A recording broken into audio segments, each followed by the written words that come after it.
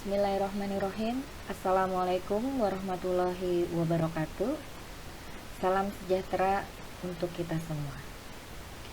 Baik, pada pertemuan pekan ini saya akan menjelaskan tentang bentuk laporan keuangan ya, pada mata kuliah akuntansi laporan keuangan. Pada dasarnya, laporan keuangan itu memiliki beberapa jenis. Di antaranya yang pertama adalah neraca atau balance sheet, kemudian laporan rugi laba atau income statement.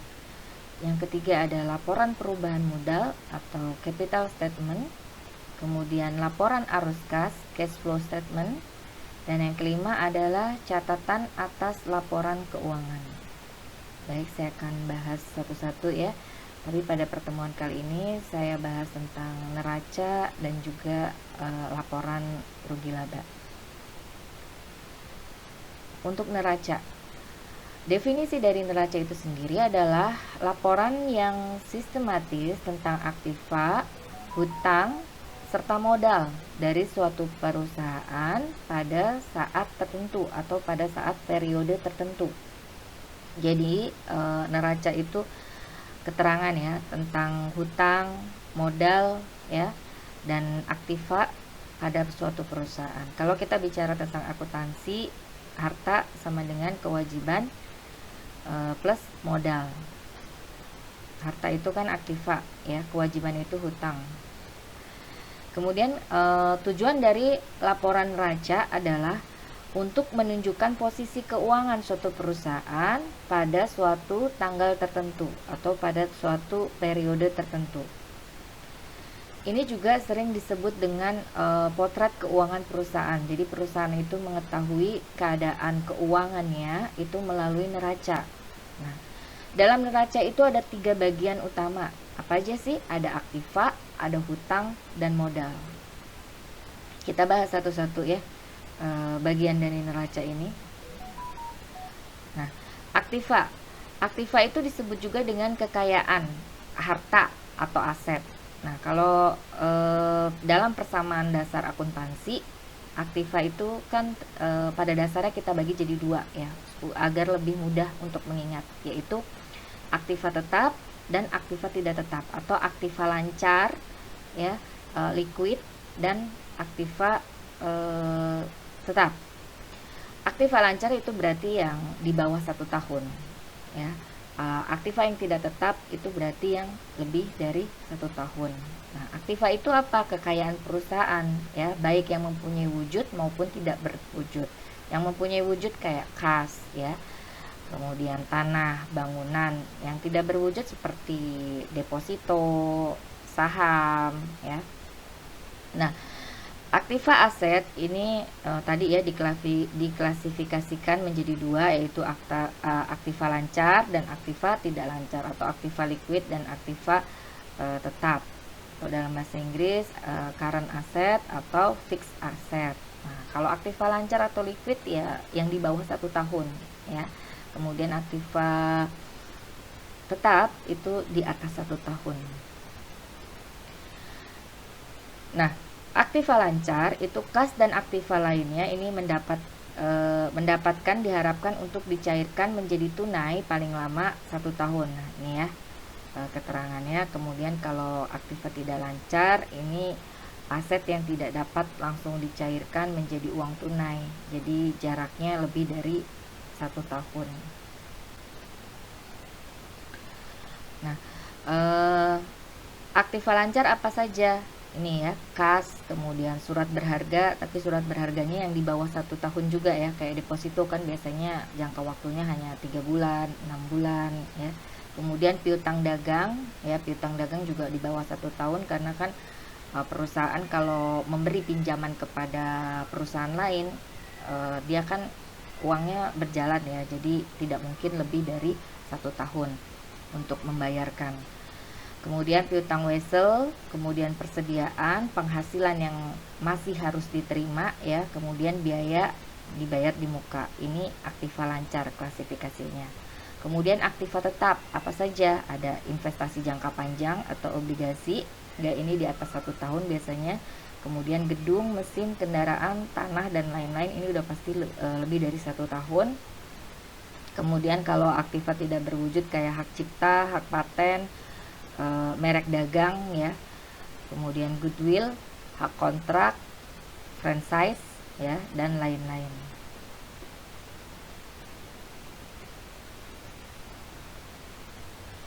Kemudian kalau di sisi kanan itu ada hutang ya, kalau dalam persamaan dasar akuntansi ya, sebelah kiri itu aktiva, sebelah kanan itu pasiva. Pasivanya ada apa? Ada hutang ya, atau liability.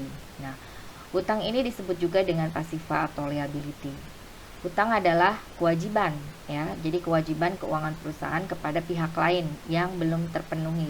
Jadi artinya perusahaan tersebut memiliki hutang kepada perusahaan lain dan harus membayarnya.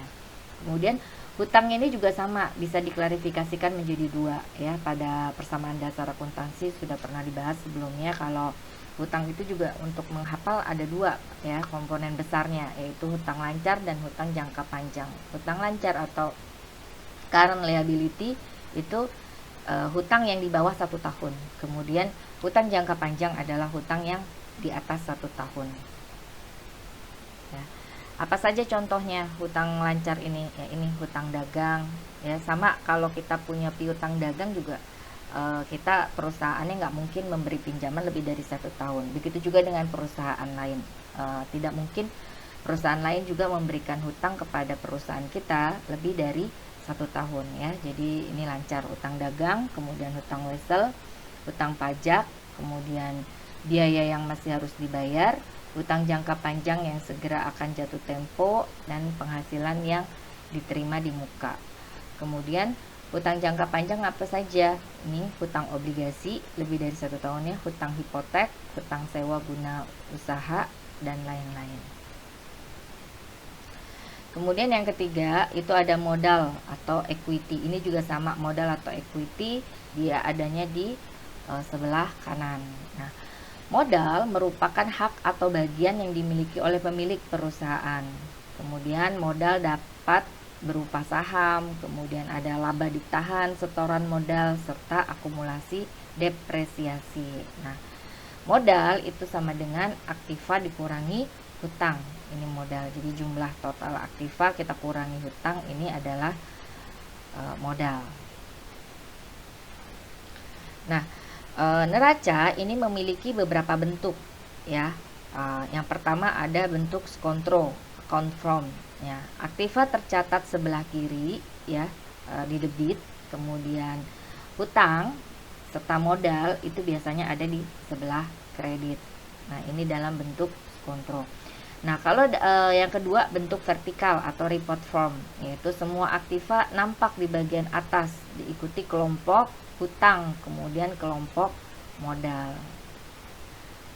Lihat contohnya nih ya, kalau bentuk kontrol ya, account form, nih contohnya ini sebelah kiri tadi ya, aktiva semuanya adanya di sebelah kiri, kemudian pasiva adanya di sebelah kanan, pasiva kewajiban dan modal atau hutang dan modal.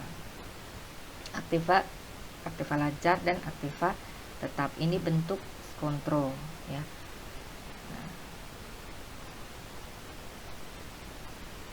Kemudian bentuk vertikal seperti ini, bentuk vertikal ya, dijadikan satu ya. Ini ada aktiva lancar apa saja, kemudian aktiva tetapnya apa saja ditambahkan ya, kemudian kewajibannya apa saja nanti akan mengurangi aktiva.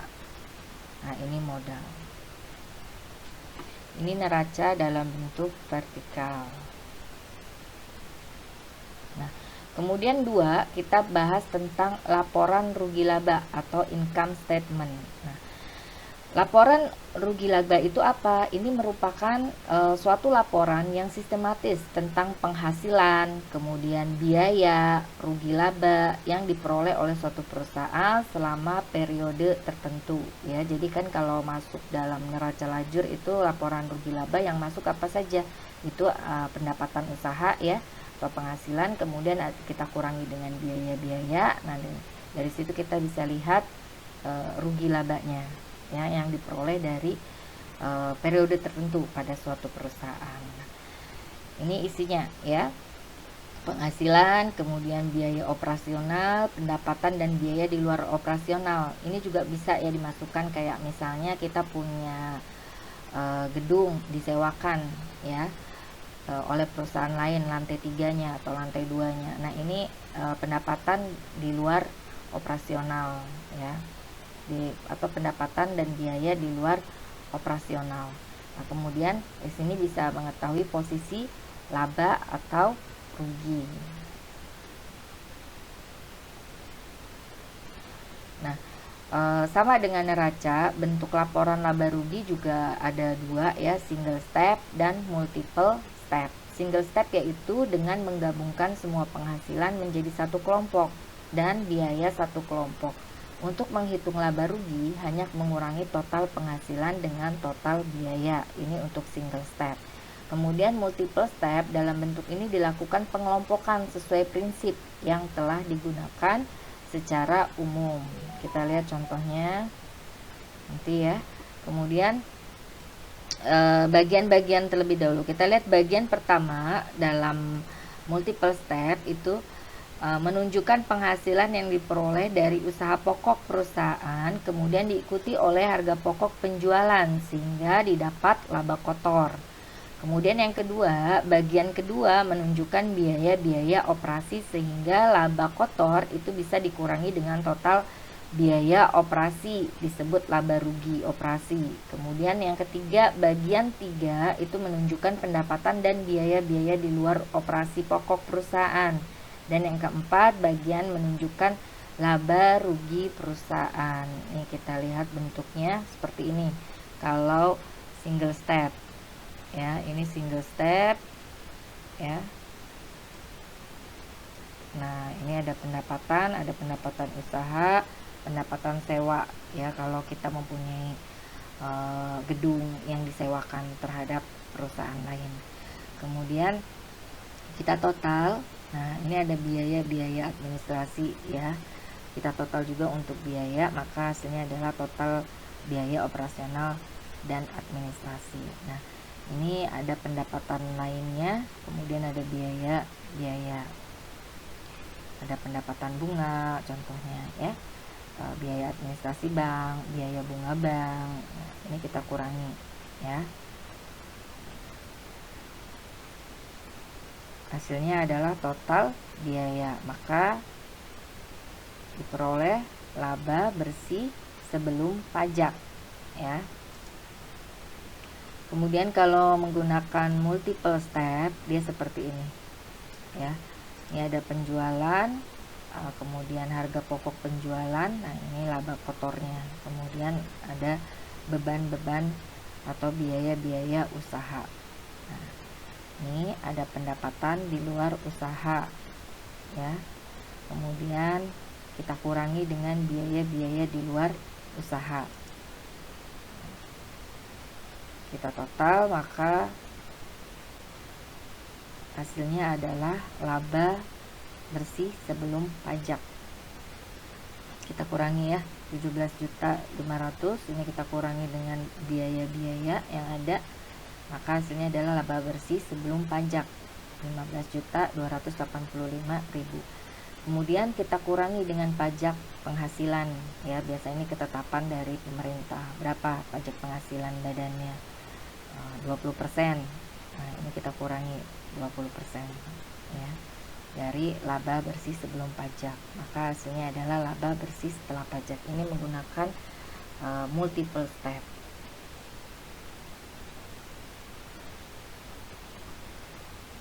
Nah, baik, cukup sekian penjelasan saya mengenai bentuk-bentuk laporan keuangan ya.